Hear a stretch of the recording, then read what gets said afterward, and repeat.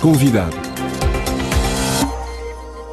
E agora vamos ao convidado de hoje. O historiador e coronel Nuno Correia Barrento de Lemos Pires é o convidado de João Matos. O nosso convidado de hoje é Nuno Correia Barrento de Lemos Pires, historiador e coronel da Academia Militar, com quem vamos abordar questões ligadas ao terrorismo, defesa e segurança. Sr. Coronel, vamos começar pela atualidade, nomeadamente na zona do Médio Oriente, a começar pela operação americana contra terroristas jihadistas do Estado Islâmico.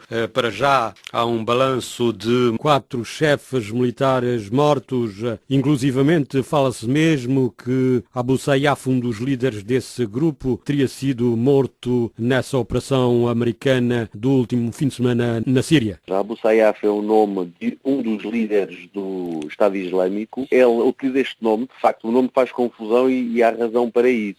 Abu Sayyaf também é o nome do grupo terrorista islâmico que atua nas Filipinas, não é? Nas Filipinas existe um grupo terrorista que chama-se Abu Sayyaf, exatamente devido ao seu líder muito famoso, e este líder do Estado Islâmico, que não se chama assim, portanto ele utilizou este nome, como muitas vezes fazem os combatentes, evocam um nome de guerra diferente do nome daqueles que é o seu nome de batismo, não é? Qual é o nome de batismo dele já agora? Chama-se Abu Man, e ele tem mais 2 ou 3 nomes, portanto não é propriamente só o nome que ele utiliza. Mas o nome de guerra, que eles são conhecidos, por exemplo, o líder do grupo chama-se Abu Bakr al-Baghdadi, não é? O Abu Bakr al-Baghdadi não se chama assim, também se chama Ibrahim Wahab Ibrahim. Portanto, vão buscar nomes que têm significados. Está a ver? Este, Abu Sayyaf, foi buscar o nome a um líder histórico dos movimentos islâmicos contra os cristãos. Qual é a importância desta operação americana aí na Síria? Isto é muito importante. Tem muita importância porque demos um passo em frente na luta contra o Estado Islâmico. Eu gostaria também de dizer-lhe que o Estado Islâmico não é apenas um grupo terrorista, é muito mais do que isso, não é? Além de ser um grupo terrorista, é também já um grupo insurgente, ou seja, passámos para além de um grupo terrorista para algo que se organiza em território, em poder, em influência, podemos dizer que já é um grupo. Um grupo que tem ambições de ser mesmo um Estado clássico debaixo da autoridade religiosa de um califado. E disse muito bem, é isso mesmo. O que eles mais ambicionam e que anunciam como seu objetivo final é de facto o tal califado pan-islâmico, chamada UMA, que vai unir todo o Islão, desde a Península Ibérica, que é o Al-Andalus, onde está Portugal e Espanha incluído, até à Indonésia. Portanto, todo esse espaço territorial que tem a ver com o espaço de expansão máxima do Islão no século XII é o grande objetivo deste grupo, o Estado Islâmico, que é o mesmo. Já tinha também a Al-Qaeda, não é? A Al-Qaeda também ambicionava um dia poder ter todo este espaço. E não é por acaso que o Abu Bakr al-Baghdadi, o líder do Estado Islâmico, se chama a si próprio Abu Bakr. Abu Bakr foi o primeiro califa depois de Maomé. E o primeiro califa depois de Maomé conquistou um território já na altura mais ou menos parecido com aquilo que nós estamos a ver acontecer agora, que é aquela zona da Grande Síria, que abarca ali as zonas da Jordânia, da Síria, do Líbano, do norte do Iraque e um bocadinho do Kurdistão. Isto tudo já era, no tempo do primeiro califa, depois de Maomé, a grande expansão islâmica após a morte do profeta. Falando ainda dessas operações, houve uma série de operações já no sábado. O grupo terrorista Estado Islâmico tinha tido um sucesso na cidade de Palmira, cidade considerada património cultural da humanidade. Eles continuam, de facto, a querer destruir tudo o que pertence à história pré-islâmica. É verdade. Infelizmente, esta versão completamente fundamentalista do Islão. Conquistaram a cidade de Palmira há 2 dias e entraram na cidade de Ramadi, que é uma das cidades mais importantes a 100 km a norte de Bagdade. No fundo, voltamos outra vez ao princípio do califado, é a bandeira que representa o primeiro califa, não é? A grande dinastia da expansão islâmica. Eles mostraram esta bandeira negra também lá. E este lado radical sabe que existe. O Islão foi mais ou menos moderado, podemos dizer, até ao século XVIII. E no século XVIII apareceu na Arábia Saudita um grupo extremamente radical, o Wahhabismo, a escola Wahhabita do Wahhab. E foram eles que, no fundo, vieram introduzir uma vertente muito intolerante, em que diziam que, basicamente, não se podia interpretar muito o Alcorão e depois aquilo que eram os atos do profeta, que é a Suna, e aquilo que ele tinha dito, que eram os hadites. Ora, esses senhores do Estado Islâmico ainda vão mais longe. Eles dizem, não. Além desse radicalismo, podemos dizer assim, não se pode sequer duvidar da palavra escrita. Então vão para o literalismo, ou seja, tem que ser literal. É como está escrito no Corão. É a leitura literalista do Corão. Esses hadites são as palavras, as máximas de Maomé. Exatamente. Os Houthis são uma milícia xiita que se suspeita fortemente apoiada pelo Irão e que tomou a capital praticamente do Iémen e obrigou a mudar da capital do Norte para a capital do Sul. Temos que nos lembrar que o Iémen, até há 30 anos atrás, era Iémen do Norte e Iémen do Sul, portanto estava dividido com duas capitais em Aden e Sana. E, portanto, o que aconteceu aqui foi um retomar da preponderância xiita e, então, a Arábia Saudita, a pretexto de salvar o governo legítimo do Iémen, apoiou fortemente, com ataques aéreos, com munições, com mísseis, com muito material, o avanço destas milícias Houthis. Houthis, mais uma vez, que é um ramo da ideologia xiita. Houthis é uma milícia que pertence ao grupo xiita, certo? Xiitas. Também aí no Iémen houve um ataque onde se matou o chefe de Al-Qaeda no Iémen. Ele tinha reivindicado inclusivamente o atentado aqui de Charlie Hebdo, esse jornal satírico em Paris. Certo, embora aí exista uma discussão sobre quem é que pode reivindicar, porque o que sabemos do Charlie Hebdo, havia dois grupos, não é? E um estaria ligado mais ao Estado Islâmico, estou a dizer as duas parelhas, os que estiveram lá a atacar Charlie Hebdo e depois os outros dois seguintes se associaram mais ao Estado Islâmico. Portanto, aqui quem no fundo vem dizer o que é que está a fazer, reivindica diferentes percepções. Mas no Iémen ainda é mais grave do que se está a passar na Síria, se nós formos a ver bem o que está a passar naquela grande região. Podíamos quase falar numa guerra fria, Fria, neste caso, em vez de ser dos Estados Unidos contra a União Soviética, como foi nos anos 60, estamos a falar numa guerra fria entre xiitas e sunitas, entre o Irão e a Arábia Saudita, de forma indireta, não é? Temos que nos lembrar que o Iémen, até há 30 anos atrás, era Iémen do Norte e Iémen do Sul, portanto estava dividido com duas capitais em Aden e Sana. E, portanto, o que aconteceu aqui foi um retomar da preponderância xiita e, então, na tal Guerra Fria, como eu falava, a Arábia Saudita, a pretexto de salvar o governo legítimo do Iémen, apoiou fortemente, com ataques aéreos, com munições, com mísseis, com muito material, o avanço destas milícias Houthis, são xiitas. E, neste momento, há também o presidente iemenita que tem estado exilado na Arábia Saudita, que organiza uma conferência na Arábia Saudita para traçar estratégias para combater esses Houthis no Iémen. Há a possibilidade desse presidente conseguir alguma coisa de positiva e poder regressar ao Iémen? Em termos de paz, eu acho que não. Aliás, podíamos quase dizer que não havia pior sítio para fazer uma conferência de paz do que na Arábia Saudita, não é? Portanto, se a Arábia Saudita está a apoiar o governo do Iémen na luta contra os Houthis, podemos dizer que estamos a escolher um local de uma das partes para patrocinar um encontro. E a Arábia Saudita, segundo falava do wahabismo. A Arábia Saudita é a terra, a sede dos wahabitas, esse movimento fundamentalista. Exatamente, o Wahhab, que é o líder espiritual do movimento wahabita, o wahabismo é do século XVIII, exatamente na Arábia Saudita. A Arábia Saudita também é a capital, no fundo, do Islão, onde está Meca, Medina, os principais templos e os principais locais de culto do próprio Islão. Mas sendo a Arábia Saudita o patrocinador da luta contra os Houthis, não parece natural que uma conferência de paz ou um encontro para mediar um problema entre as milícias Houthis e o governo vai ter algum efeito. Aliás, já sabe que não vai ter, porque as milícias Houthis disseram logo que não iam participar. Agora, isto não quer dizer que o Presidente não tire daí algum apoio. Naturalmente que vai tirar, porque está a ter internacionalmente a sua legitimação feita a partir do Estado mais forte da Península Arábica, que é sem dúvida a Arábia Saudita. Portanto, uma coisa é política interna, outra coisa é o desejo externo de uma relação de paz. Em termos de política interna, ele ganha poder. E os seus comentários sobre essa condenação à morte do antigo presidente egípcio Morsi e de vários chefes da Irmandade muçulmana ou dos irmãos muçulmanos no Egito? O problema que se passa no Egito, como se passa em todas as chamadas primaveras árabes, é que se foi por uma direção e depois voltou-se atrás muito depressa. Portanto, nós sabemos neste momento que muitas dessas primaveras árabes entraram em desagregação profunda, o que nos deve preocupar a todos, com os efeitos que estamos a ver aqui na Europa, não é? Então, aquele movimento absolutamente exponencial de refugiados para a Europa, para a Itália, para a França e para tantos países, é um resultado das péssimas condições de vida que se vivem nestes países que ficaram sem ordem, não é? Como é o caso da Líbia, que é o caso mais evidente. O Egito também é um caso muito preocupante, sendo um dos 2 países com mais população no Norte de África, foi um país que está neste momento a viver sob uma autoridade relativamente forte, na reação a uma liderança da Irmandade Muçulmana do Morsi. Ora, eu não vou aqui entrar em julgamentos sobre se Morsi foi muito radical, se foi pouco radical, se ele tem culpa, se não tem culpa. Ele pode ser mesmo condenado à morte? Pode, aliás, neste momento vamos ver como é que a decisão passa no Tribunal Superior, neste caso, como estamos a falar da Sharia, de tribunais islâmicos, não estamos a falar de um país como o nosso, não é? Tem os tribunais estão separados da religião, ali não estão.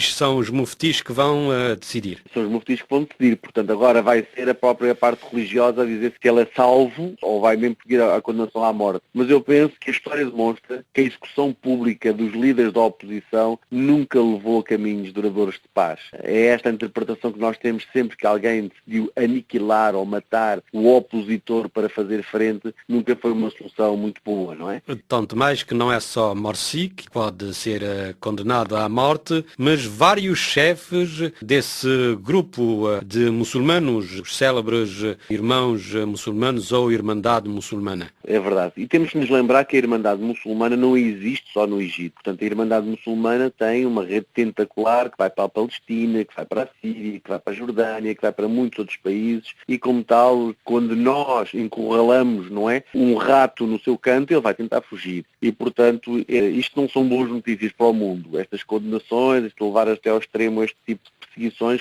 que todos nós entendemos que tem mais política do que propriamente de criminologia. Portanto, nós estamos a falar de um ato criminoso puro, estamos a falar de decisões políticas e quando na política se decide por abater o opositor, sabemos que isso é o contrário da democracia e do pluralismo. Mas paralelamente aí no Egito foram condenados por enforcamento 6 membros do jihadismo acusados de terem morto alguns militares. Voltamos ao problema da ordem jurídica que existem nos países do Médio Oriente, em que a maior parte tem de facto a pena de morte instituída, como sabemos, e que faz parte da decisão ali criminal. Quer dizer, o que é que nós podemos dizer? Eu posso dar a minha opinião como português, europeu, católico e que tenho uma opinião diferente do humanismo e da pena de morte, mas relativamente àquilo que são os processos de execução e à intenção política, aquela única coisa que está a acontecer é que estão a utilizar a pena máxima contra crimes praticados que à partida teriam sido hediondos, não é? Porque os crimes terroristas, quando são praticados contra a população civil, de facto são muito graves. E o que nos leva a pensar é que sejam aplicadas penas muito fortes. Ora, nestes países a pena mais forte é sem dúvida a execução. E, portanto, não sei como é que nós podemos classificar esta posição, mas países como os Estados Unidos e outros também têm a pena de morte. O problema é que tudo está interligado, porque aqui há dias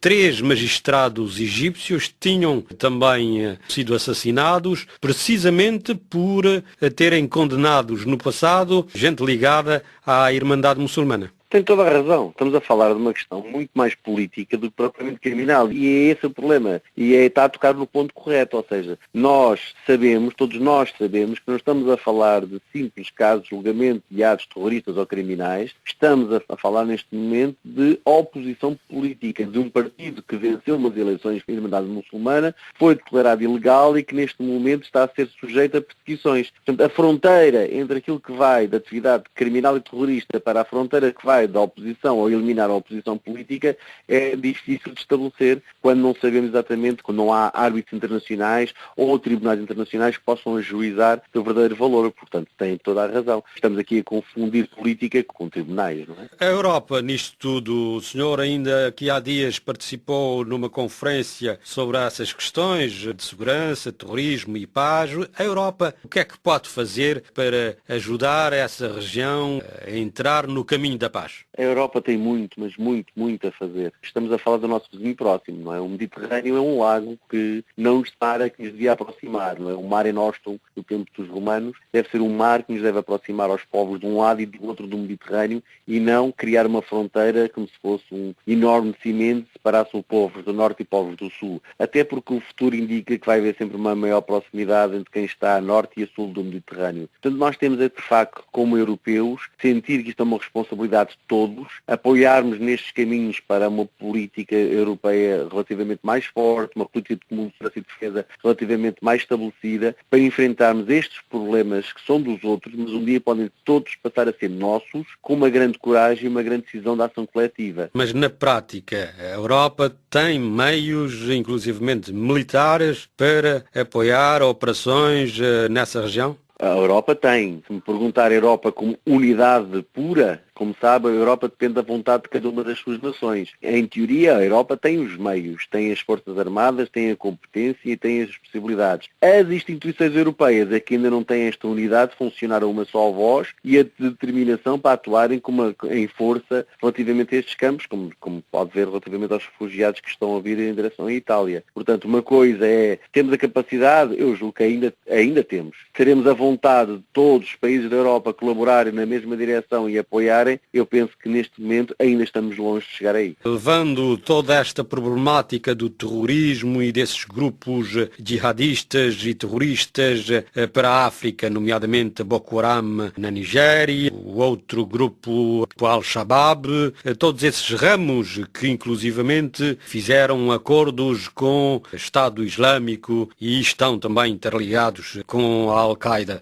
Como é que vê toda esta problemática da África? Olha, muito preocupado. Eu diria assim, pela primeira vez na história da humanidade, olhamos para aquele mapa da África, que é uma vez e meia o tamanho da Europa. Aquilo que vai desde a Guiné até à Somália e não está lá ninguém. Pela primeira vez, não há lá comunidade internacional. Estamos a falar de uma sucessão de países, não é? Que vai desde o norte da Nigéria, a Guiné, o Mali, o Sudão do Sul, o Sudão, até a Eritreia, a Etiópia, até chegar ao Djibouti e à Somália, em que a comunidade internacional está ausente, que a ameaça é de tal maneira elevada que os países desistiram de ir para lá. E a exceção tem a ver com algumas iniciativas exatamente de França, com os seus aliados onde se encontra Portugal, que contrariaram um bocadinho esta tendência das últimas 2 décadas. Mas os crimes mais hediondos são praticados no norte da Nigéria, como no Mali, como no Sudão do Sul, como no Darfur. O Darfur agora até está um pouco esquecido. E na Somália, que são terras onde não estão organizações não governamentais, não há operações das Nações Unidas,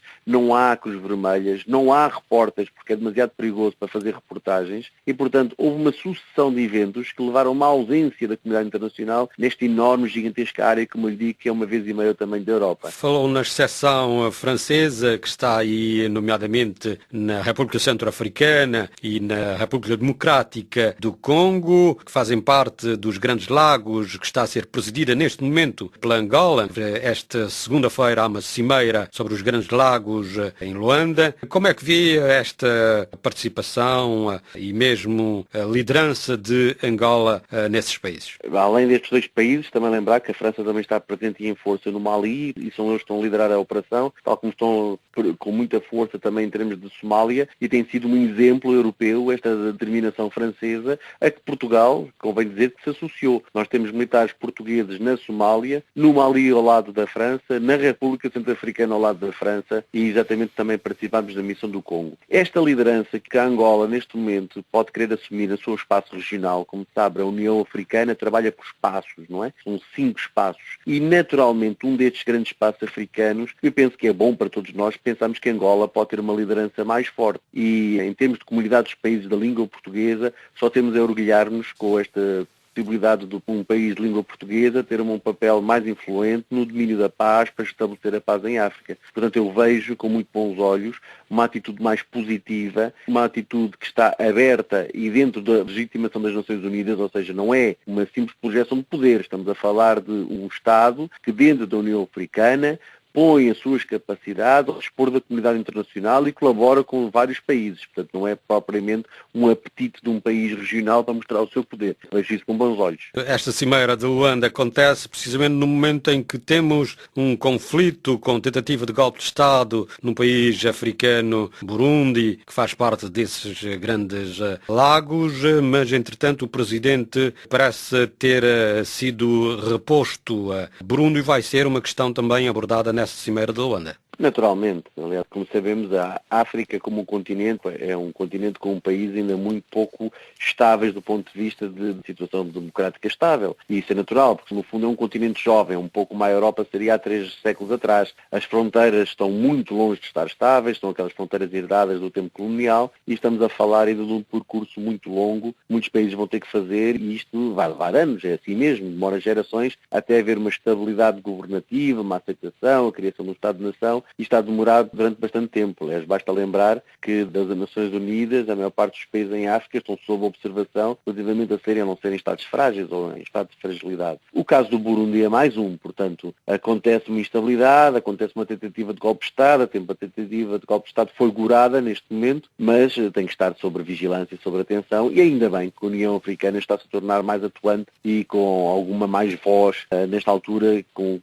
o apoio internacional que lhe faltava. Durante muito tempo o mundo também esqueceu-se um bocadinho da União Africana e eu penso que de alguma forma os países estão a apoiar mais esta ação da União Africana para que ela tenha uma voz mais própria dentro da África. Coronel Nuno Correia Barrento de Lemos Pires, da Academia Militar e historiador português, era o nosso convidado.